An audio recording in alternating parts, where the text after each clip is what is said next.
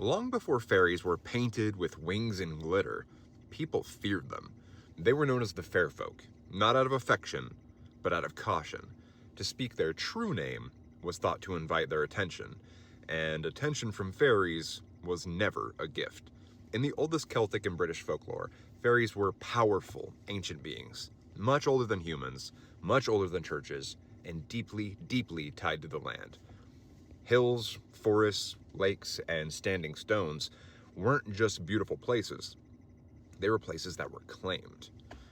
Fairies weren't small or harmless either. They could appear radiant or terrifying. They could be human-sized or they could even be towering.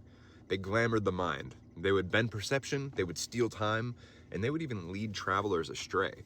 A night spent dancing with fairies might just feel like a few hours, but if you're one of the ones that are lucky enough to have returned home, you might come to find that decades had passed.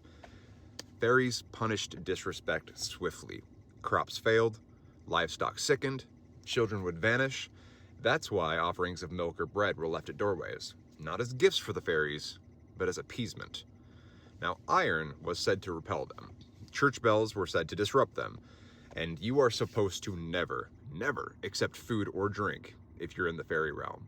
To eat was to belong, and belonging meant you might never return. Now, fairies didn't think like humans. They followed older rules. Rules of balance, rules of territory, and consequence. Kindness meant nothing without respect. And even now, when a place feels beautiful but wrong, maybe when the air grows too quiet and time seems to bend, folklore whispers the same warning. Tread carefully. The fair folk might be watching. What do you think?